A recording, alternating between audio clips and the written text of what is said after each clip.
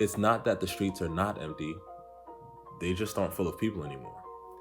I parked around the same area I had parked when I came to protest before, an area that I had been just about 2 weeks ago.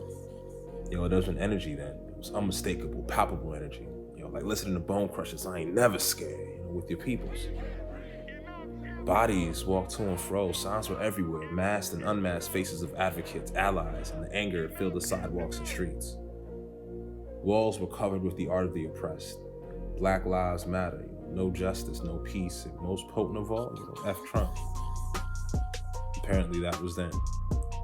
Now, 2 weeks later, with the murder of Rashad Brooks added to America's memorial, devalued Black life, the streets are filled with bicyclists and runners and the fight for normalcy. As I walked towards Lafayette Park, the place where chants of "Say Her Name" echoed off the walls, I passed by the remnants of a movement. Buildings that were once canvassed to words of change and outrage were now blank. Faded words clung to the walls, like my hopes of change and protests still filling the streets. Kind of there, but not there at all. Where are the people? What happened to the energy that charged us forward, willing to fight history trying to fight back? I continued walking, wondering about what next. Fences now separated the nation's building from what? These buildings, the nation, they were meant to serve and protect us. The fences were symbolic in a way. People with power and privilege caring more about structures than the people that they were meant to be supported and protected by those structures. The president showed his hand. The people showed theirs. Where were they both now? 8th Street and Lafayette Park might as well have been a museum compared to what existed there 2 weeks ago. Signs hung on fences that were still erect. The park was more open now, more accessible. But I guess law and order was realized, right? There were some shanty-like structures were housed who knows who. There weren't any protests, not anymore. And then just ahead of me at one point was what I was soon to be a father and daughter reading the signs that were up, and they were white. And I heard the father say, "See all the names? That's a lot, right?" I didn't stay to overhear the rest of the conversation, but it continued in my mind, with the father telling the little girl this was where they tried to yell away, march away, and pretend that civil unrest. But they're all gone now, baby. We're safe and comfortable. I gotta be honest, man, the contrast between what was once the scene of Lafayette Park 2 weeks ago and what it is 2 weeks later as I walked the streets was jarring. I couldn't help but ask myself what it was all for, why we stopped. If it weren't for the signs still hung in different places and the occasional graffiti, you wouldn't have known that hundreds and thousands stood there in those spaces for nights on end.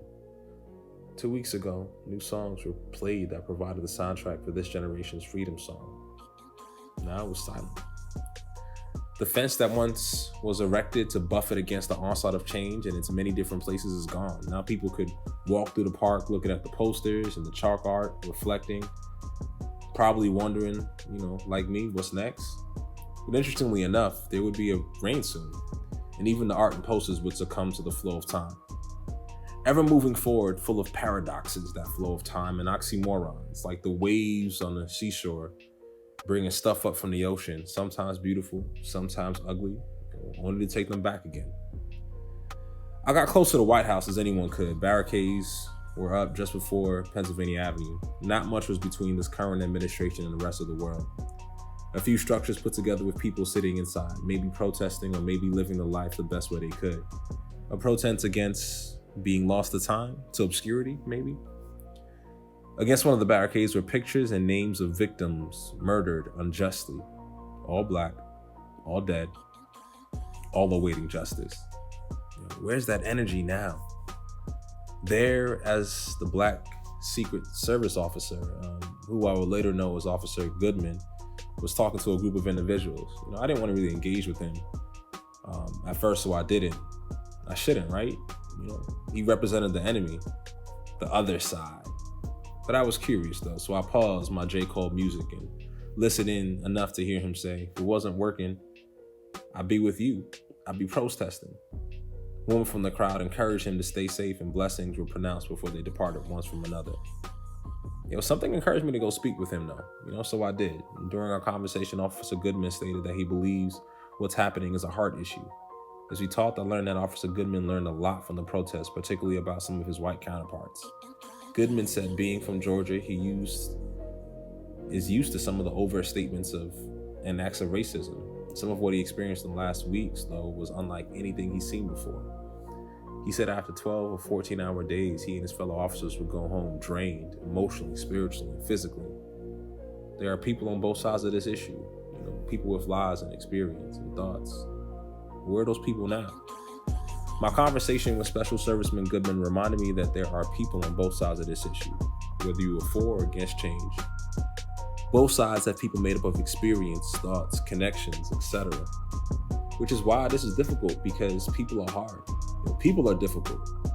They are right as often as they are wrong, and sadly, regardless whether they are right or wrong, they often fight with fervency. Now in this fight to change is necessary. Change that sees the result in equality for justice and the recognition of the value of Black life, color life. This change is right, period. Though what's real for me is on the other side of the issue are people, and how do we deal with people? My time processing revealed that people with issues are hard to deal with, and to deal with issues where people with issues are involved, that's exhausting. I also recognize that we don't like being uncomfortable. I can't help but wonder that the 8 minutes and 46 seconds we experienced together made us all feel uncomfortable during an uncomfortable time. Thank you, COVID-19. So we press to the streets to express our discomfort and to make others feel uncomfortable, hoping to influence change. That is, until the discomfort became a type of normal again, until the inevitable weight of power and normalcy, even that of quarantine, pressed in on us. When we have the option to visit beaches and restaurants outside, even with masks on, that's more favorable than crowding the streets and shouting for change. One type of uncomfortable is more comfortable than the other. One allows for white joggers to traverse the streets unaffected, while the other forces them to look at implicit and explicit biases. No one likes to be uncomfortable, but the reality is change is uncomfortable. When we are uncomfortable, we have the opportunity to really look at what it is making us feel that way, to dig deep into the why of life, to make the determination to do differently. I think I want to be uncomfortable. I want to make sure that I sit in this space until change is realized. I want the life of children to be seen in its entirety, and not a 30-second to 8 minute and 46 second clip.